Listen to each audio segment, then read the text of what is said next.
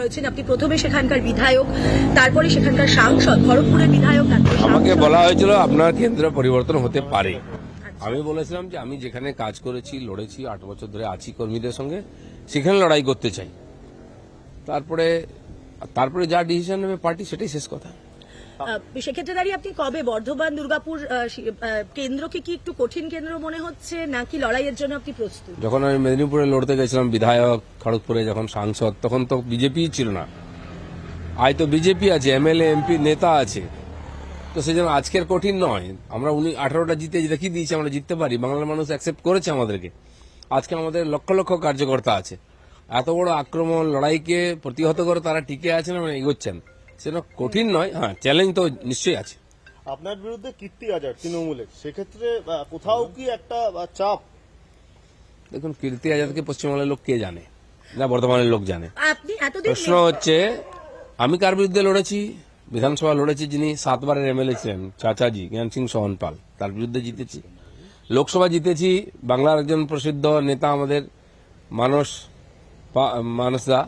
ভূঁইয়া, তিনি মন্ত্রী আছেন, আগে কংগ্রেসের প্রেসিডেন্ট ছিলেন, আমার চেয়ে সিনিয়র অনেক সব দিক দিয়ে। তার বিরুদ্ধে আমি লড়েছি, জিতেছি। সেই জন্য আমার কাছে প্রতিপক্ষকে সেটা বড় কথা নয়। আমি মোদীজির প্রতিনিধি হিসাবে লড়াই করতে যাচ্ছি সাধারণ মানুষের কাছে, মোদীজির উন্নয়নকে পৌঁছে দেওয়ার জন্য আমাদের লড়াই। মেদিনীপুরে এতদিন আপনি লড়েছেন, মেদিনীপুর আপনার চেনা কেন্দ্র, সেখানকার মানুষ চেনা, সেখানে নতুন কেন্দ্র, সেটা লড়াইটা মুশকিল হবে না? সারা পশ্চিমবাংলা আমার চেনা। আমি আসানসোলে, এতে দুর্গাপুরেতে আরএসএস এর প্রচারক হিসেবে কাজ করেছি, সাইকেল নিয়ে গ্রামে গ্রামে ঘুরেছি। সেটা কোনো নতুন কিছু না। আমি রাজ্য সভাপতি থেকে আরম্ভ করে আজ পর্যন্ত 8 বছর ধরে গ্রামেগঞ্জে ঘুরেছি। বেশিরভাগ গ্রামে জানা আছে, লোক আমাকে চেনে, আমিও চিনি, রাস্তাঘাট লোকজন চিনি, নতুন কিছু না আমার জন্য। আপনাকে প্রার্থী দেওয়া নিয়ে নাকি এতদিন ধরে টালবাহানা চলছিল এবং সেই কারণে একাধিক জায়গায় প্রার্থী পদ নিয়ে অনেক টানাপোড়েন চলেছে, একাধিক বৈঠক হয়েছে, কি বলবেন? সেটা আমার জানা নেই। বৈঠক যারা করার তারা করছেন, যারা সিদ্ধান্ত নেওয়া তারা নিচ্ছেন। আমাকে প্রার্থী করা হয়েছে এমপি সিটের জন্য, আমাকে এমপি হিসাবে জিতে একটা আসন দিতে হবে, যাতে প্রধানমন্ত্রী 370 বলেছেন, সেই টার্গেট আমরা পার করতে পারি। কিন্তু এতদিন ধরে আপনার আসন নেওয়া নিয়ে কেন টানাপোড়েনটা চললো মেদিনীপুরে? আমি জানি না, পার্টির অনেক হিসাবপত্র থাকে, ব্যক্তি হিসাবে, লোক হিসাবে, জায়গা হিসাবে, তারা সেটা হিসাব করে, যেটা ঠিক মনে করেছেন সেটা ঠিক করছে। কিন্তু পুরোনো আসনে থাকলে কোথাও আপনার অ্যাডভান্টেজ বা সুবিধা হতো না? আপনার চেনা মাটি। না, অ্যাডভান্টেজ তো থাকেই। তা আমি তো বললাম, যখন পার্টি ছিল না, তার চেয়েও কঠিন প্রতিপক্ষ ছিল, তখন আমি লড়াই করে জিতেছি।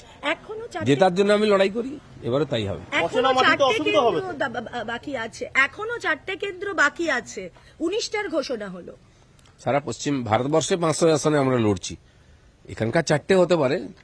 এরকম 26টা রাজ্যে আর কেন্দ্রশাসিত অঞ্চলে সব জায়গায় বিজেপি লড়ছে, সে এক জায়গায় বসে সিদ্ধান্ত হচ্ছে, একটা পার্টি, তো ধীরে ধীরে সবই চলে আসবে, সময়ের মধ্যে সব পেয়ে যাবেন। আপনার তো ওটা অচেনা মাটি, কিছুটা অসুবিধা হবে না? পশ্চিমবাংলায় এক এক হাত জায়গা আমি চিনি, অচেনা বলে কিছু নেই। কুচবিহার থেকে কাকদি অবধি সব জায়গায় আমি চিনি। দিলীপ দা, নতুন জায়গায় নতুন করে লড়াই কবে থেকে শুরু করছেন? লড়াই আমি কালকে সকালেই বর্ধমান চলে যাচ্ছি। লড়াই তো লড়াই, ওখানেই বডি ফেলে দেবো আমি। কর্মীরা অপেক্ষা করছেন আমার জন্য। আজকেও সারাদিন বসেছিলেন, ওনারা ভেবেছিলেন বোধহয় ডিক্লিয়ার হয়ে যাবে, রাস্তায় বসেছিলেন স্বাগত করার জন্য। তো আমি কাল সকালে যাব, কাল 10টায় আমি শক্তিগড় পৌঁছবো, তারপরে আমার প্রবাস শুরু হয়ে যাবে। একটুখানি কি অভিমান হচ্ছে না আজকে? একটু অভিমান হচ্ছে না আজকে দলের প্রতি? এতদিন যেখানে লড়াই করলেন, এত কিছু দিলেন, এক তো সেখানে নিজের কেন্দ্রটা চাওয়া পাওয়া বা অধিকার থাকলে এই ধরনের কথা ওঠে, ও স্বামী স্ত্রীর মধ্যে অভিমান হয়। পার্টি আমাকে অনেক কিছু দিয়েছে, পার্টি যদি আমার উপর আশা করে একটা এমপি সিট জিতে দেওয়ার, সে যেখানে দেবে সেখান থেকে জিতে দেবো। আমি সেই লড়াইটাই করবো, কেন মান অভিমানের নয়। আমাকে একজন পার্টির সৈনিক হিসাবে যে দায়িত্ব হয়েছে সেটা আমি পালন করেছি, এটাও করব। ইলেকশনে কোথাও একটা ফেস ভ্যালু ইম্পর্টেন্ট, কোথাও কি এটা মনে করছেন যে কীর্তি আজাদ থেকে আপনার ফেস ভ্যালু বেশি?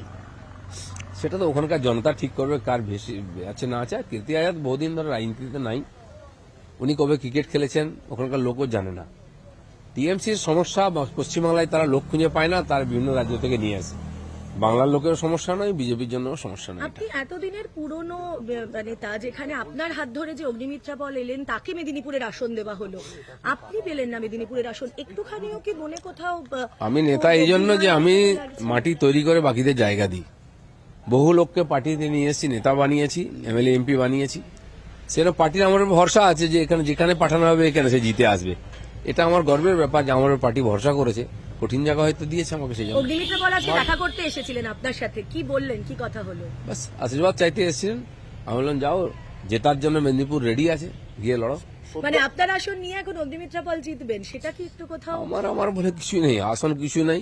আমি তো আরেকজনের আসনে গেছি, মানে আলুলে যে আমাদের সিনিয়র এমপি ওখান থেকে ছিলেন, তো পার্টি তাকে অন্য কাজ দেবে। আমাকে বলেছে ওখানে লড়তে, আমি লড়ছি। তিনি আসবেন বলছে, আমি আসবো, তোমার সঙ্গে প্রেস কনফারেন্স করবো, ওনার আশীর্বাদ আমি চেয়েছি। নতুন মাটিতে লড়াই শুরু করছেন, এখন একটু দেরি হয়ে গেল নাকি লড়াই শুরু করতে? গতবারে আলুলিয়াজি 15 দিনে ওই সিট জিতেছিলেন, আমার কাছে তো 1.5 মাসের বেশি সময় আছে। আর মাটি তৈরি আছে আমাদের, সারা পশ্চিমবাংলা বিজেপির জন্যই খোলা আছে, বাকিদের অস্তিত্ব রক্ষার লড়াই। মানে একদম সদ্য নাম ঘোষণা হয়েছে, তাও মার্জিনের বিষয়ে কিছু এখনই বলতে পারবেন? সেটা তো যখন ভোট গণা হবে তখন বোঝা যাবে, জিতছি এটা পাক্কা। ঠিক, thank you. দিলীপ দা, একটা 1-to-1 দিলীপ দা, একটা সবাই 1-to-1 1-to-1। Please please. তাহলে এতক্ষণ কেন নিলে? একবারে আলাদা আলাদা নিতে পারবে। আমারও লাইভে আছে তিনজন। হ্যাঁ ঠিক আছে আমি লাইভে আছি। দিলীপ দা, আমাদের সঙ্গে এই মুহূর্তে সরাসরি রয়েছেন দিলীপ ঘোষ। তার সঙ্গে আমরা সরাসরি একবার কথা বলে নেব। দিলীপ দা, নতুন কেন্দ্র দেওয়া হলো আপনাকে, মেদিনীপুর কেন্দ্র ছেড়ে দিতে হলো, মন খারাপ, অভিমান হচ্ছে? রাজনীতিতে মান অভিমান মন খারাপের কোনো জায়গাই নেই। আমরা পার্টির সৈনিক, যে কায়দা ওটা নিষ্ঠার সঙ্গেই করি, এতেই অভ্যস্ত, তার কোনো ব্যতিক্রম হবে না।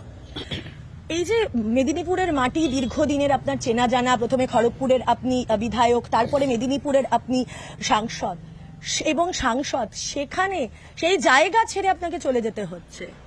যখন আমি রাজনীতি শুরু করি তখন পশ্চিমবাংলায় জেতার অভ্যাস ছিল না, আমাকে লড়তে বলা হলো। আমি তখন রাজনীতি নতুন এসেছি, আমার যে জায়গা পরিচিতি ছিল খড়গপুরে বিধায়ক লড়লাম। আবার 3 বছর পরে লোকসভা লড়তে বলা হলো, আমার যেটা পরিচিতি ছিল মেদিনীপুরে লড়লাম। আজ সারা পশ্চিমবাংলায় বিজেপি আছে, এমএলএ এমপি আজ সব আছে, যেমন যে কোনো জায়গাতে আমরা জিততে পারি, সেই জন্য পার্টি হয়তো আমাকে সাহস করে ওখানে পাঠিয়ে দিচ্ছে। একজন জেতা প্রার্থীকে অন্য জায়গায় পাঠিয়ে দেওয়া হলো, যারা যেখানে জিতেছেন সেই সব জায়গায় তাদেরকে দেখা যাচ্ছে ক্যান্ডিডেট করা হলো, আপনাকে সরিয়ে দেওয়া হলো। আমাকেও আরেকজন জেতা প্রার্থীর জায়গায় পাঠানো হয়েছে। ফলে সেখানে কিন্তু আপনার জায়গাটা, রাজু বিস্তাকে তার কেন্দ্র দেওয়া হয়েছে, আপনাকে নিজের জায়গা থেকে সরিয়ে দেওয়া হলো। এটা কি কোথাও একটুখানি মনে বিঁধছে না দিলীপ দা? ওদের উপরে হয়তো ভরসা নেই পার্টি, আমার উপর ভরসা আছে বলে আমাকে নতুন জায়গায় পাঠিয়ে। অর্জুন সিং দল ছেড়ে চলে গিয়েছিলেন, তাকে তিনি আবার দলে ফিরলেন, তাকে আবার সেই ব্যারাকপুরেই ক্যান্ডিডেট করা হলো, কিন্তু আপনাকে মেদিনীপুর থেকে সরিয়ে দেওয়া হলো দিলীপ দা। আমি যেটা বললাম যে আমার উপরে বেশি ভরসা আছে, তাই নতুন জায়গায় পাঠানো হয়েছে। কোথাও কি মনে হয় যে দলের এই সমস্যাটা একটা তৈরি হয়েছিল, তাই জন্য মেদিনীপুর কেন্দ্রটা আপনাকে ছেড়ে দিতে হলো? আমি জানি না কি সমস্যা আছে, জানি না। আজ পশ্চিমবাংলায় যদি কোনো সিট 1 নম্বর সিট থাকে সেটা হচ্ছে মেদিনীপুর। তাহলে 1 নম্বর সিটে আপনাকে দেওয়া হলো না কেন? আমাকে কেন দেবে? যে কেউ জিততে পারে ওখানে। দিলীপ ঘোষ সবচেয়ে টাফ সিটে জিতেছে, তাই ওকে পাঠানো হয়েছে। আপনি কি বিজেপি সেই ব্যক্তি যিনি ভাঙবেন তবু মচকাবেন না, সেই জন্য কি এটা? না, এমন পার্টি তৈরি করে যেন ভাঙবেও না, আমিও ভাঙি না, পার্টিও সেরকম মচকাবে না, জিতে ছাড়বে। চলো। ফলে তিনি পরিষ্কার বলছেন যে তিনি সহজে ভাঙবেন না, তিনি জিতেই ছাড়বেন। তবে 1 নম্বর জায়গা মেদিনীপুর, সেটা তিনি স্বীকার করছেন। মেদিনীপুর থেকে যে জায়গায় তাকে দেওয়া হয়েছে সেই জায়গায় তিনি লড়াই করবেন এবং জিতে আসবেন, এমনটাই দাবি দিলীপ ঘোষের।